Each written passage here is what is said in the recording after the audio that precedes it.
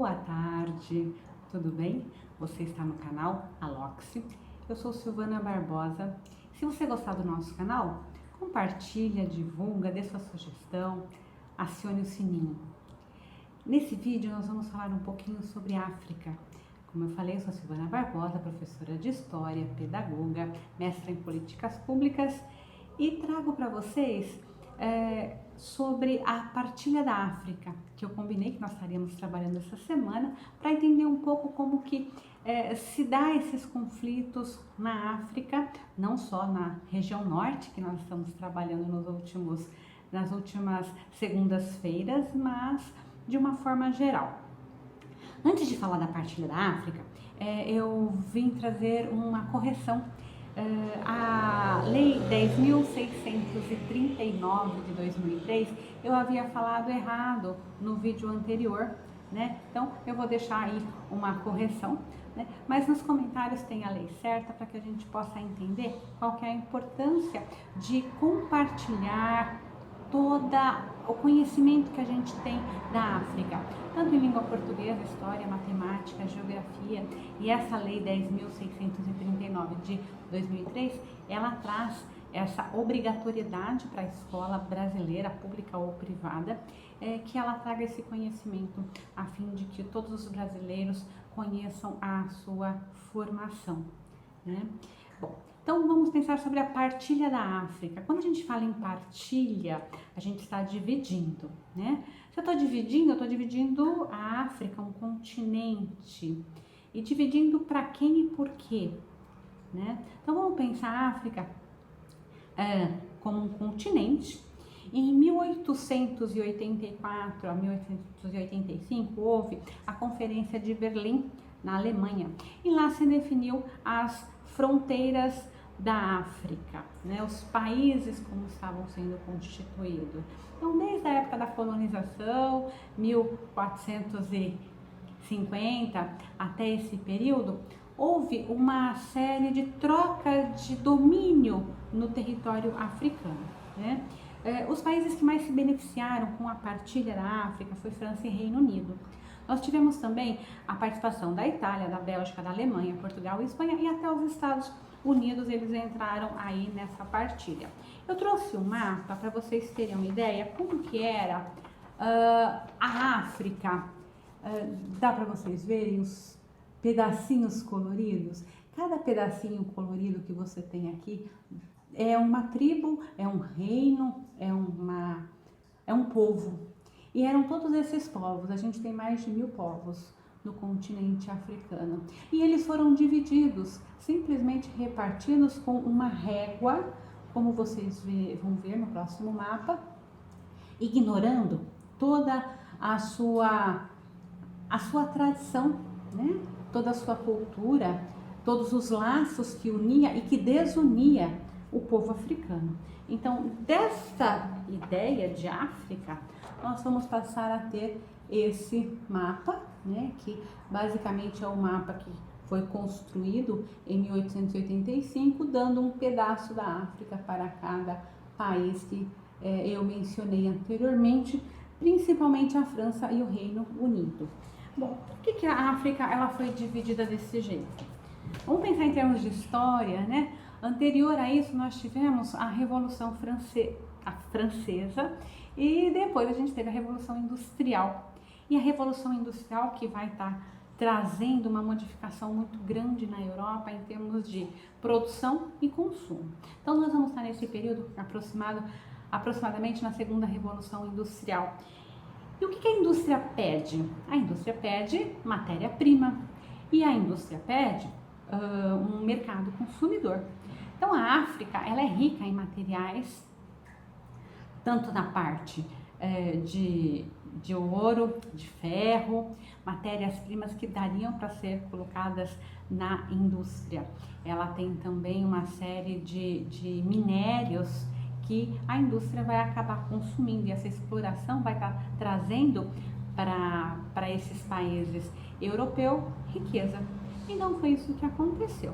Na Conferência de Berlim, a África ela foi dividida de forma, uma régua, né, conforme os países quiseram, E essa divisão, ela vai acontecer durante muito tempo, até os dias de hoje, essa mesma divisão ela se perpetua. Porém, ela vai estar enfraquecendo com a Primeira Guerra Mundial, depois com a Segunda Guerra Mundial, os países que dominaram os países africanos, eles perdem a força porque a guerra vai consumir tanto a parte financeira, então esses países vão estar quebrados, eles retornam das suas guerras muito mais enfraquecidos, e nós tivemos vários africanos que também lutaram na guerra em favor desses países, e quando eles voltam para sua terra de origem, eles vão atrás da sua independência, e eles realmente conseguem, depois de algum tempo, conseguir a independência. Então a gente vai ter, depois de mais ou menos 80 anos desse Tratado de Berlim, a independência da maior parte dos países africanos. Então, um a um, eles vão estar conseguindo a sua independência. Ok, eles conseguiram a sua independência, mas eles conseguiram, de fato, a sua independência econômica? Ou a gente tem hoje um reflexo desses conflitos no dia a dia da África? Nós temos alguns países que estão muito bem dentro da África, que estão com as suas economias resolvidas, alguns países que encontraram petróleo e conseguiram resolver a sua economia, alguns países que encontraram petróleo e não conseguiram resolver a sua economia, mas uma situação muito grave ainda na África hoje são os conflitos entre essas tribos, esses reinos, que desde a antiguidade eles não eram amigos, não eram povos amigos, e se veem obrigados a conviver numa mesma África, no mesmo país, no mesmo território. Então isso é muito difícil para estar se equacionando. Não é impossível, mas é um processo bem difícil. Então hoje o canal trouxe exatamente essa ideia de que a África ela foi dividida a partir dos interesses do europeu. Ponto. Ela nunca foi pensada a partir do ponto de vista do africano, a partir do ponto de vista do continente africano. E essa ideia de continente africano também não é uma ideia que se tinha. O povo africano não tinha essa noção, somos um povo africano. Não, eles são inúmeros povos, como eu mostrei aqui. Eles não tinham ideia de unidade. Se eles não tinham ideia de unidade, é muito mais difícil eles estarem pensando a África enquanto um país, depois que ela se constituir numa divisão, como nós mostramos aqui, né? Então nós temos problemas que são centenários, nós temos até problemas que são milenares, que cabe aí ao povo africano estar resolvendo e estar construindo uma cultura própria, né? Para suas independências, as suas nações que são tão jovens, né? As nações africanas têm na faixa de 40 a 45 anos, então são países muito jovens que têm muito tempo ainda pela frente para estar construindo a sua identidade perante ao mundo. E cabe ao mundo reconhecer esses países. Por isso a importância da lei, né, reforçando, 10.639 de 03, que vai trabalhar justamente a ideia da África enquanto um povo ou vários povos que foram explorados, foram escravizados, foram tirados das suas terras. Lá eles eram, às vezes, reis, rainhas, eram pessoas de posse, outras já eram escravos, mas eles tinham suas culturas locais, eles foram tirados das suas culturas locais, trazidos para o Brasil, trazidos para a América, e foi construído um novo povo aqui, que é o povo brasileiro. Então, cabe às escolas procurar ao máximo identificar como que era cada povo, cada civilização, como que eles viviam, o que eles trouxeram para o nosso país e qual é a dívida que o Brasil tem com esses países.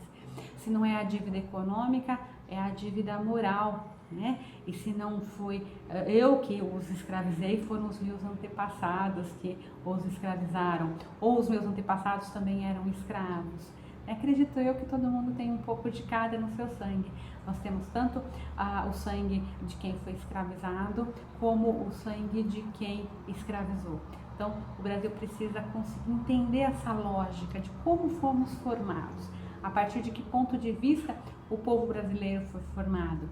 Foi uma opção formar o povo brasileiro? Ou simplesmente colocou-se um monte de pessoas aqui nesse continente e surgiu o Brasil? Então, fica o questionamento. Vamos pensar um pouquinho como a África foi dividida e sempre estar voltando a esse tema nas escolas, que é muito importante a gente entender um pouco a África para entender um pouco melhor o nosso país. Agradeço a participação. Amanhã estaremos aqui de volta às 16 horas com alguma coisa sobre o cotidiano escolar no canal Aloxi. Até breve!